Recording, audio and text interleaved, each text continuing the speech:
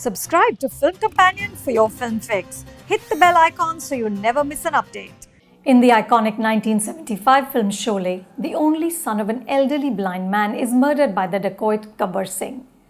After absorbing the shock, weeping softly and listening to the villagers debate on what is to be done, Imam Saab says, "जानते हो दुनिया का सबसे बड़ा बोझ क्या होता है? बाप के कंधों पर बेटे का जनाजा, इससे भारी बोझ कोई नहीं है." The last 40 minutes or so of The Sky is Pink capture this crushing weight of death. तुम्हारे हिसाब से तो मुझसे कुछ होगा ही नहीं, क्योंकि आयशा के लिए सब कुछ तुम ही ने किया है, मैंने तो कुछ किया ही नहीं है। ना तो मुझे तुम्हें कुछ प्रूव करना है, ना किसी और को। तुम भाड़ में जा सकते हो। The finality of losing someone, the rage and helplessness at being unable to prevent it, the emptiness of loss, and those morbid practical questions. What do you do with the clothes? Where do photographs go? What this film asks us to consider is the right way to grieve. When Aisha, only 18 and played by the India-ring Zaira Wasim, dies, you feel the boj.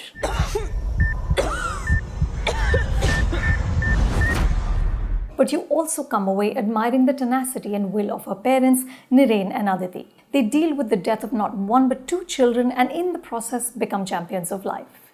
These, my friends, are not spoilers. The Sky is Pink is based on the true story of Aisha Chaudhary, who was born with SCID, a rare genetic disorder. She eventually died of pulmonary fibrosis, which was a side effect of her treatment for SCID. Aisha's parents valiantly sacrificed their lives to help their daughter live longer.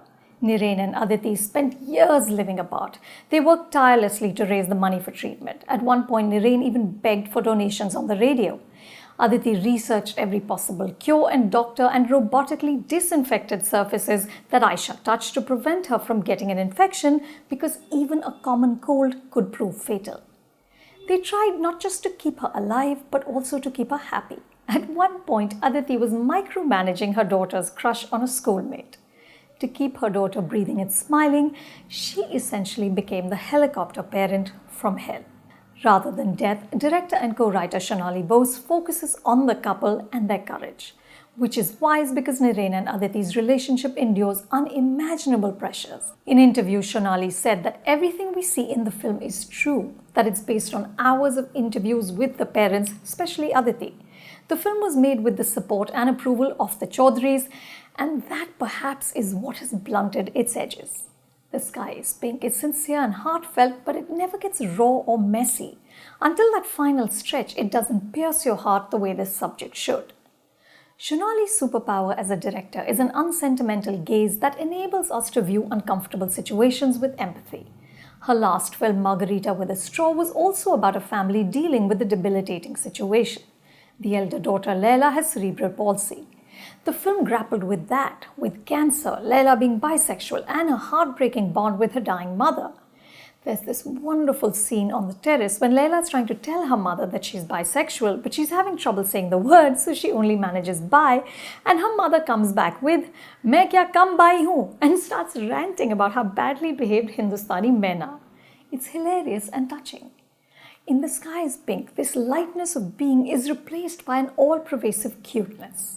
The film frantically jumps timelines over 3 decades, even going back to Nirain and Aditi's romance and marriage. To make sense of this back and forth, we get a posthumous narrator, Aisha herself, who in death, like she was in life, remains perky, irreverent, and determinedly cheery. She calls Aditi Moose and Nirain Panda, which becomes cloying very quickly. मेरी favourite love story जो थोड़ी tragic भी है मेरे पैंडा और मूस की है. Aisha talks a lot. The VO is by co-writer Nilesh Manyar. We get lines like "कौन से ऐसे germs हैं जो मूस से पंगा लेते" or "मूस की पूंछ थी पैंडा." She frequently comments on her parents' sex life and gives us fun facts. In many scenes, Shonali builds up to an emotion which is then undercut by Aisha explaining what has happened or cueing in the next scene. The VO just becomes a distraction. Until now, Shonali's storytelling has had naturalistic textures which served her tough subjects well.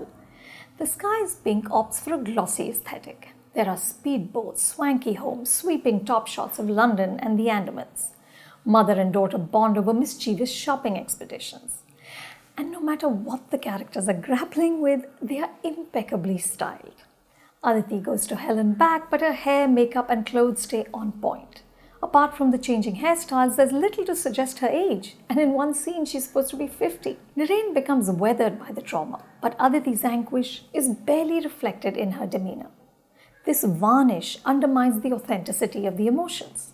The background music by Mikey McCleary is purposefully jaunty and counterintuitive to some of the situations on screen, but this strategy works in only fits and starts. Priyanka Chopra Jonas, here on double duty as actor and co-producer, is fierce and dazzling as the mother who will do whatever it takes to outrun death.